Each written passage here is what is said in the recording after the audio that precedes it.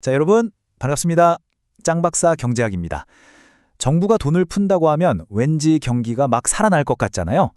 그런데 항상 그런 건 아니거든요. 오늘은 바로 그 이유, ISLM 모형을 가지고 정부 정책이 어떻게 민간 투자를 밀어내는지, 이른바 구축 효과라는 녀석의 정체를 한번 제대로 파헤쳐 보겠습니다.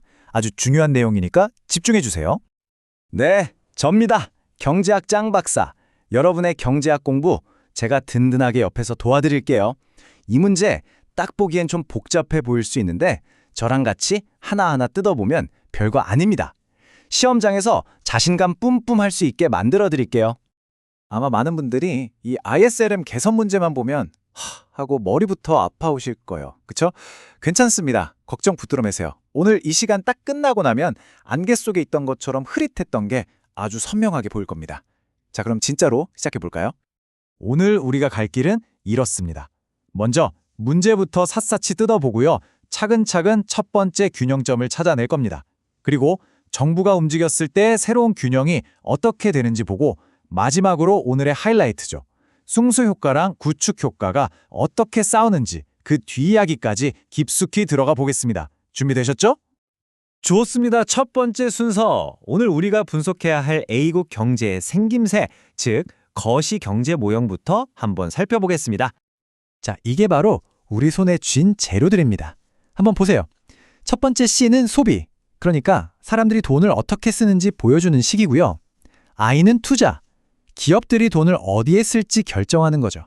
G는 정부 지출, 그리고 M은 시중에 풀린 돈, 즉 통화량입니다.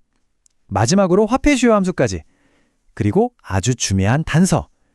균형 재정이니까 세금 T랑 정부 지출 G가 같고 물가 P는 2로 딱 고정되어 있네요.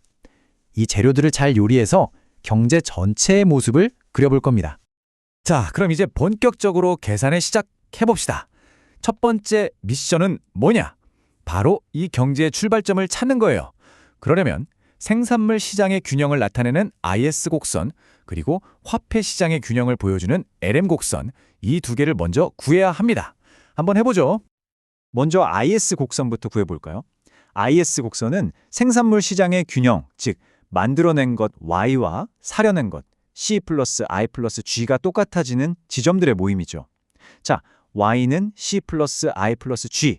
이 식에다가 아까 봤던 재료들을 그냥 그대로 쏙쏙 집어넣기만 하면 됩니다.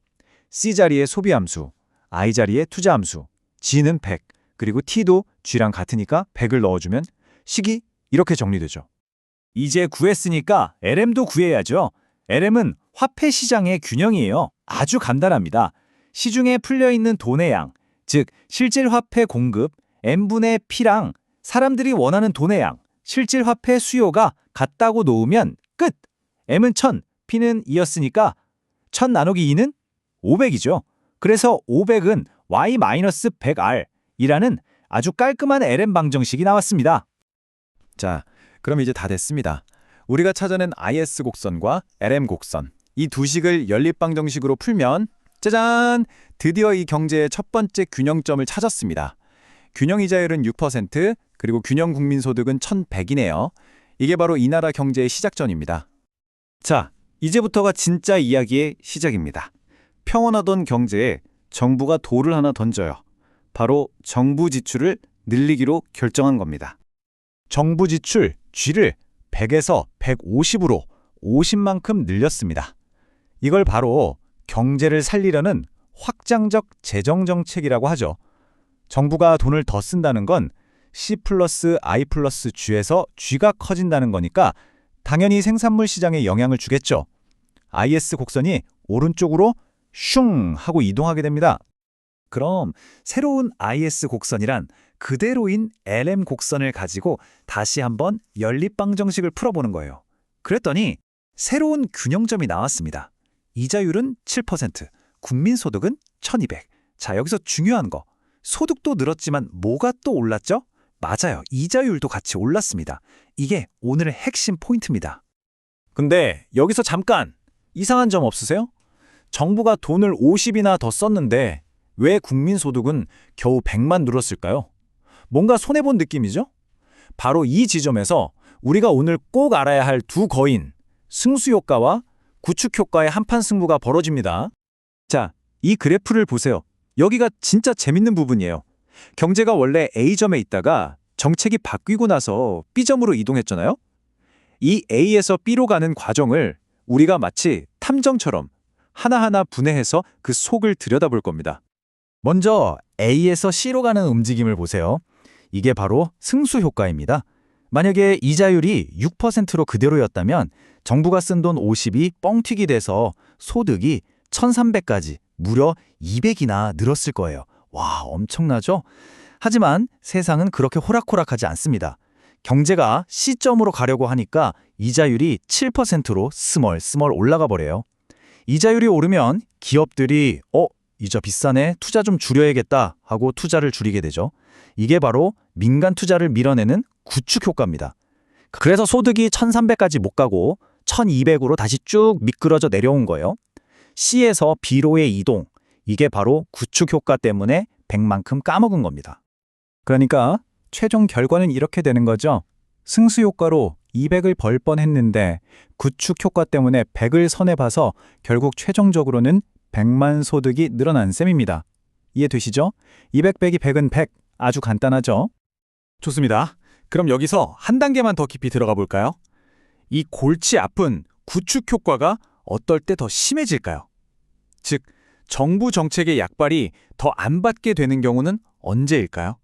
정답은 바로 LM 곡선의 기울기에 숨어 있습니다. 이 그래프를 보세요. LM 곡선이 완만한 LMA일 때보다 아주 가파른 LMB일 때를 한번 상상해 보세요.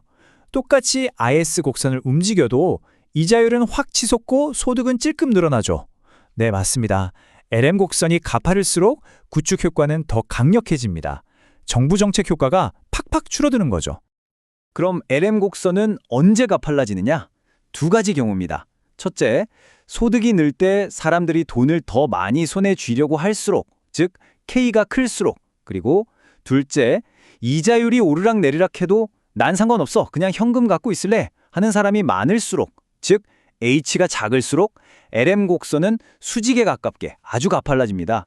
공식으로는 K분의 H가 커지는 거죠. 자, 오늘 정말 중요한 내용들을 살펴봤는데요.